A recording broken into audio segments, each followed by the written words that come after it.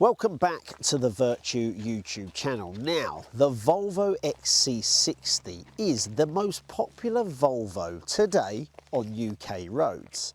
And we're about to put this plus Black Edition through its paces to see if it's sporty as well as being the best all-round SUV that money can buy. I think it's going to be up there. Stick with us and we'll find out.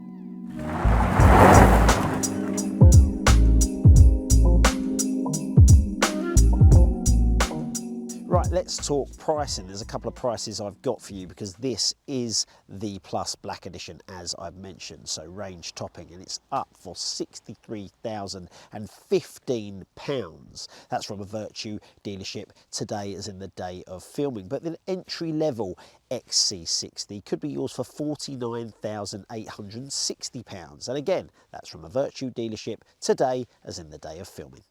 Let's talk design, because I think we can all agree it's a very nice looking car, but the Black Edition actually gets you, surprise, surprise, a lot of gloss black. We've got from the badging, we've got the roof rails, and we've just got those gloss black accents everywhere. I think it looks a very, very nice car. And with 21-inch alloys and those sort of Scandinavian lines and grooves, you'll be hard pushed to find a more complete looking SUV.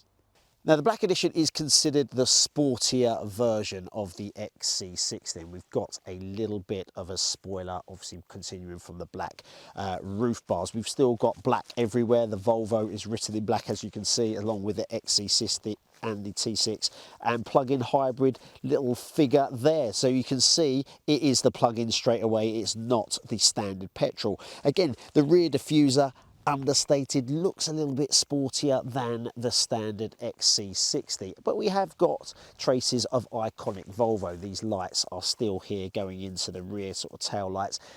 You don't have to sort of see that it's written Volvo to know that's a Volvo, and I really quite like it. Right, it has to do the job of an SUV, and this plug-in hybrid does have around about 468 litres worth of boot space with this adjustable parcel shelf as well, and we've got some little bit of space here for some underfloor bits, your charging cable and all of that jazz. But I really like that it's got a flat load space there. It's fairly low to the ground. We've got a 40-60 split, but we have got through loading space as well. So this boot does the job. You can fit at least 6 large suitcases in there and your Friday big shop. And also, nice to know that it's a remote tailgate as well. So Volvo does the job in terms of boot space as well, and it's got to for a fully fledged SUV. One other thing that we've noticed when putting the seats down, it's got quite a cool feature where it's not only got a little button from the back here to put the seat down, it's actually got a button there to put the headrest down. And that means that when you put the seat down, you get a fully flat loading space, because sometimes the headrest gets in the way. They've really thought of that. Volvo, well done. On the inside of the Volvo, I expected nothing less than a refined cabin. That's exactly what we've got. We've got no hard plastic anywhere on the dash, and we've just got touchings of subtlety which aren't flashy at all, and I really, really like it. Even these bits that are a little bit plasticky have got a nice design to them. We've got a little bit of a chrome effect on the inside, and it just looks very, very nice. Straight away, what I come to is the seats. We've got mainly leather. We've got a little bit of material in there as well. Sporty, but again, subtle, and they're fully adjustable, electric as well. And something very, very cool is that when you play around with the passenger seat or the driver's seat, it actually tells you on the screen what you're actually doing. Because I don't know if you've noticed, on some of these seats, they have sort of front, back, and sort of adjusting the rear of them as well. But there also is some sort of lumbar support. There's some support here with your legs that you don't really know what they're doing. But here, it shows you via quite a cool display, and we'll show you that now. What we also have is some spec as you'd expect, there's this sitting at the top of the range. We've got Harman Kardon sound system. We've also got heated steering wheel. We've also got heated seats as well. And we've got some bits in the back, which I'll come onto in a moment. In terms of build quality, it's always going to be pretty good. It's not got a double centre console here to give me more storage, but it does have plenty of storage here. We've got a cover over this sort of centre compartment with 2 cup holders and some space for some other bits. I've got a 12-volt charging point. I've got wireless charging for my phone there as well. I've got massive door bins, and I've got this little compartment here where I've got 2 USB-C charging points, so I don't have to fight with my passenger. And 2 things that I've not mentioned are the screens. It's got infotainment system, which actually is not the biggest, but still very responsive. We've got touchscreen infotainment system, has everything on there, and it's instant. When you push a button, stuff happens. There's no lag whatsoever. I don't have too many buttons in the way of sort of managing my climate control. I only have a little volume control, and also to manage when I'm flicking through to my next track in terms of media, etc. However, it's all on here, and there is a shortcut bar to it as well. You just click the little fan button and it's all there for you. Very easy to use, and I like easy. If you're not going to do me buttons, make sure it's easy. So that's all good. Got Apple CarPlay and Android Auto wirelessly as well, which is very nice to know. But the main thing I wanted to talk about is this driver display. It's absolutely massive and HD. It's really, really good. It's got my gear selector on there. It's got my speed limit warning. It's also got my range in terms of electric range. It's got my petrol gauge. But the main thing I like about it is that when you adjust the view, whether it be maps or anything else you want on there, it's actually visible. Usually it's quite gimmicky. They only make the map really, really small. This is actually just as big as my infotainment system. So the driver display on this XC60 Black Edition, absolutely fantastic and a bit of a highlight. Now, before I get in the back and talk about space, let's give you some reassurance. If you haven't quite yet gone to plug-in hybrid or electric, this Volvo gives you reassurance. It comes with Volvo's 8-year warranty or 100,000 miles, whatever comes first. And considering you've got a battery with plug-in hybrid power, you're going to want that reassurance. This is where Volvo gets it right. This XC60 is absolutely ideal for rear passengers. Look at my space here. I'm 6 foot, that's a lot of space. Also, my space here, my feet go under the seat without an issue. I've got so much legroom, absolutely fantastic. But they just do things nicely, but not flashy. Again, there's not too much in the way of storage. I've got a little bit door bin there, and obviously the one over there. I've got a little bit of netting here to keep some bits in there, iPads, magazines. Who has a magazine nowadays? I say that every time. But we've got a little cap here. It's got 2 USB-C charging points, not a given. So any passengers back here, they're not going to have to fight. We've also got the ISOFIX points clearly labelled, and it's a nice, easy little clip, so accessible, no messing about, absolutely brilliant.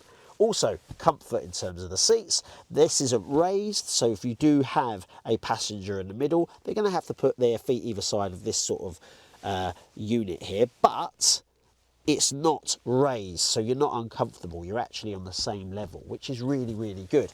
And again, not a given. Also got 2 cup holders here and an armrest, and of course you've got that through load space to the boot as well. I just think it's a really well put together cabin in total. And also the pièce de résistance is 2 buttons here, which means I've got heated rear seats as well.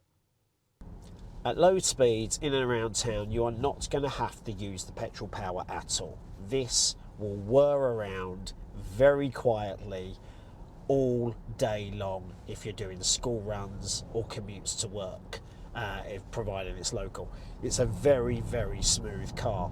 It gives you a 47 miles range in terms of electric power, which doesn't seem a lot on paper. But in reality, it's been absolutely ideal today driving around town. I've not had to use the petrol engine once, and I've still got some range left. I always find this quite reassuring for people that are looking to make the jump to electric or hybrid and not sure whether it actually does the job for them in and around town, and are they going to just be using their petrol engine anyway. Well, good news in this XC60, you won't. You'll be using that electric power in and around town, therefore giving you really good efficiency numbers with a combined miles per gallon of around about 250 plus. Now, when you do get onto a country road or a motorway, this actually packs a little bit of punch. Now, it goes to 60 miles per hour in 5.7 seconds. This is, remember, the sportier black edition, and that is no slouch at all for an SUV. And I know there's SUVs out there, especially hybrid and electric ones, that go even quicker, but I do not feel that I'm in a slow car, and that's all you really need to know. Also, in terms of power, you get around about 250 brake horsepower from that 2-litre petrol engine that I mentioned, but you also get about 143 brake horsepower from the electric motor as well, giving you a combined brake horsepower, how's my maths, of 350 plus. That's all the power you need from a family SUV like this. Now, I've mentioned all the lovely little accents that this car has on the outside and all the little gizmos it has on the inside, because this is a very lovely trim level. What I've noticed though about the Volvo XC60, it doesn't matter on the trim level. You are getting such a capable family SUV with whatever one you go for. Now, I've talked about power and numbers, but you want to know what the actual drive is like, and it's very Volvo. Now, what does that mean? That means it's very comfortable. I really loved the XC40 when we drove it, and I love this as well. It's a little bit more substantial. I do feel like I'm in a raised position. I'm looking down on some other maybe crossover SUVs, but the lumps and bumps in the road, it manages it no problem on a country road here today, and the suspension is firm because it's a sportier number, but still soft enough to manage our glorious UK roads, which seem to be pothole ridden.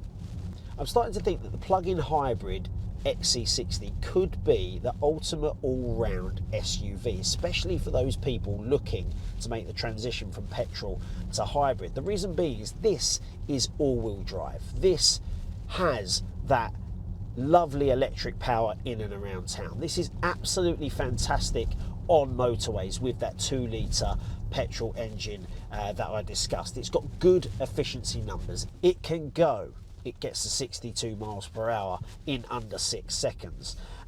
And considering visibility is fantastic, the interior is fantastic, there's room aplenty in the back and boot, and the fact that the journey and the ride is so comfortable, it's really hard to look for any flaws in this XC60, and I can see why this is Volvo's most popular model.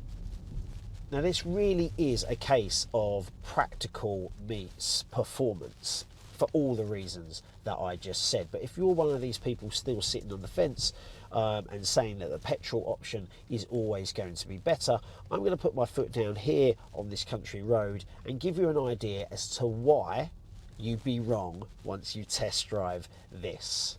And the reason being is you get that instantaneous torque when you put your foot down. It will only come with that electric power. Getting off the line at a busy junction, at a roundabout, etc., have never been so easy with these hybrid and electric cars. They give you that instantaneous torque. There's no turbo lag that we used to have to endure when driving petrol cars only.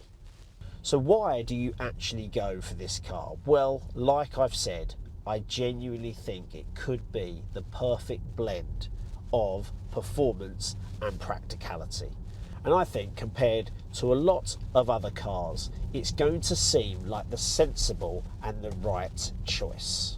That is the XC60 Black Edition done. So why do you go for this car? Well, if you're looking for something that is a premium SUV that does the job for your family, etc., but has a little bit of pace about it and performance, then look no further than this XC60 Black Edition. But also, if you're looking for that subtle refinement as well without being too flashy, again, this is your car. And perhaps you don't want to go for those traditional sporty SUVs that Audi, BMW and Mercedes offer. This is right up there with those anyway. Don't take my word for it though, get in touch with Vertu and drive this, you will not regret it, and we will see you soon for another car.